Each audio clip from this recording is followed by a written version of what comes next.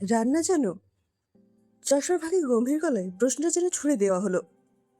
নিপবিথি ভদ্রমহিলার সামনে একটা চেয়ারে বসেছিল। প্রশ্নটা শুনে তার ভুরু কুঁচকে উঠল, কিন্তু সেটা এক মুহূর্তের জন্যই। পরক্ষণেই স্বাভাবিক হয়ে গেল সে। না, বাড়িতে ওটা মাই করেন। আমি সকাল 8টায় অফিস যাই, আর আমাদের কর্পোরেট সেক্টরে ফেরার সময়ের কোনো ঠিক নেই। এমনকি বাড়িতে এসেও ল্যাপটপ নিয়ে বসতে হয়, তাই মার আমাকে ওদিকে বিশেষ যেতে দেন না।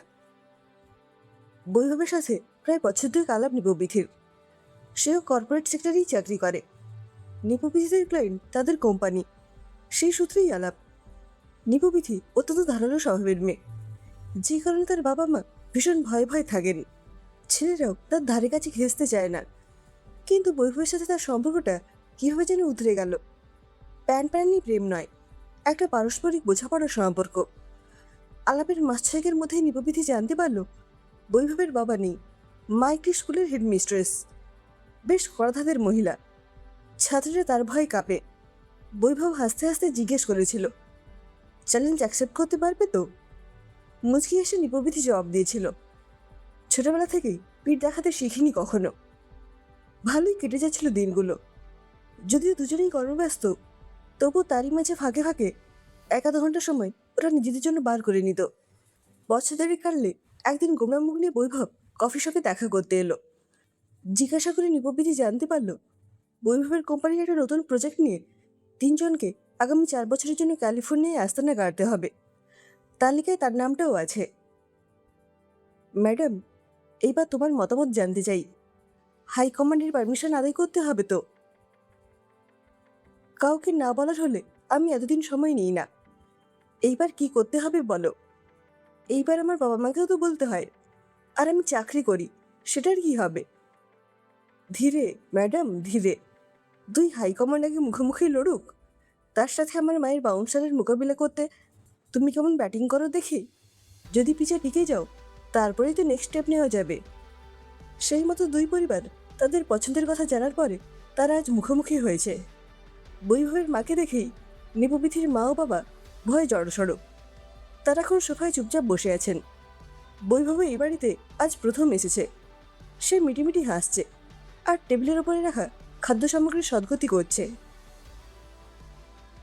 নিপবিথির উত্তরে মহিলা বিশেষ সন্তুষ্ট হয়েছেন বলে মনে হলো না। তিনি সেকেন্ড রাউন্ড ফায়ার করলেন। ধরো, মা একদিন অসুস্থ হয়েছেন। বাবা মা ওই তোমাদের জোম্যাটো নাকি তাদের খাওয়ারও পছন্দ করেন না। তোমাদের রান্নার লোকও নেই। অফিস যাওয়ার আগে তোমাকেই বাবা মার খাবার বন্দোবস্ত করতে হবে। তখন এখন পাড়ায় পাড়ায় তো অনেক হোম সার্ভিস হয়েছে, সেখান থেকে আনিয়ে নেব। তাতেও যদি তারা রাজি না থাকেন, তাহলে বাবাকে আমার দিকে সাহায্যের হাত বাড়িয়ে দিতে হবে। দুজনের চেষ্টায় কিছু না কিছু খাবার ঠিকই দাঁড়িয়ে যাবে। আর চোখে মায়ের দিকে একবার তাকাই নিপবিথি। মায়ের মুখখানা শুকিয়ে এতটুকু হয়ে গেছে। করুণ চোখে তিনি মেয়ের দিকে তাকিয়ে আছেন, স্পষ্ট অনুনয়ের চিহ্ন মুখে। বাবাকে? কেন? নিজের উপরে এতটা ভরসাও কি তোমার নেই, যাতে এইটুকু কাজের জন্য বাবাকে এগিয়ে আসতে হয়? মাফ করবেন, মিলেমিশে কাজ করলে তাতে ক্ষতি কোথায়? আমার বাবা রীতিমতো কর্মঠ, সবেমাত্র রিটায়ার করেছেন। সময় কাটতেই চায় না তার। এটা একটা পিকনিকের মতো মনে হবে তার কাছে। আনন্দেই পাবেন আশা করি। এর মাঝে মা করুণ গলায় বলে উঠলেন, চিন্তা করবে না দিদি, মাস চারেক তো সময় পাওয়া যাবে। ও আমি শিখিয়ে পড়িয়ে নেবক্ষণ। না না, আমি চিন্তা করছি না, এটা একটা আলোচনা মাত্র। তা আমার ছেলের ক্ষেত্রে তুমি এই মতামত দেবে তো? আমার তো মনে হয় বিয়েটা একটা পরস্পর নির্ভরশীলতার ব্যাপার। সেক্ষেত্রে আমি যদি আমার এতদিনের চাকরি, বাবা মাকে ছেড়ে আমরা ছেলের সাথে সুদূর বিদেশে গিয়ে থাকার মতো আত্মত্যাগ করতে পারি, আমার তো মনে হয় না আমার জন্য ওর কাছেও একাধিক নানার কাজটা খুব একটা কঠিন হবে বা ওর মেল সোভিনিজমে আঘাত লাগবে। ছোটোখাটো সাংসারিক কাজে জেন্ডার ডিসক্রিমিনেশন না থাকাই ভালো, তাই না? আমিও কিন্তু চাকরি করি, তার জন্য বৈভব কিন্তু ঘরের কাজ করে না। আসলে জীবনের গতিশীলতা এখন অনেক বেড়ে গেছে বলেই আমার মনে হয়। তাই এইটুকু পারস্পরিক নির্ভরতা স্বামী স্ত্রীর সম্পর্কের বুনিয়াদ আরও শক্তপোক্ত করে গড়ে তুলবে বলেই আমার ধারণা। আর আমাদের দেখে আমাদের ভবিষ্যৎ প্রজন্ম তাদের নিজের কাজ নিজেরা করতে শিখে যাবে।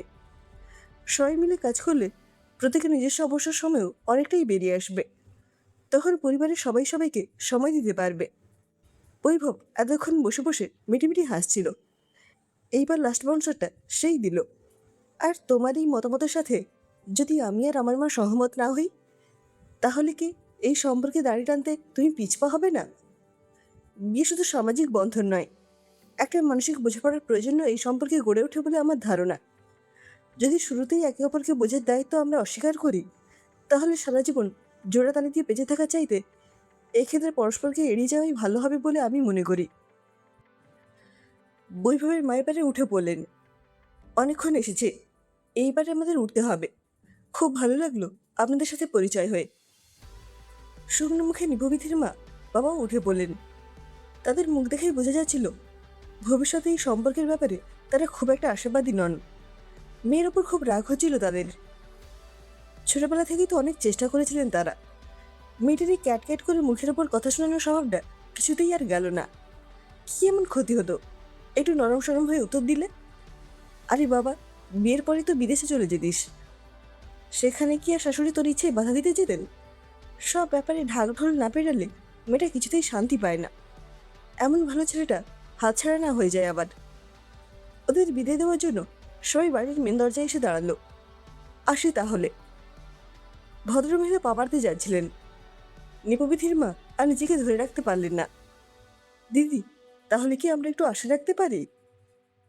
গম্ভীর প্রত্যয়ী মুখটা এইবার নির্মল হাসিতে ভরে উঠল।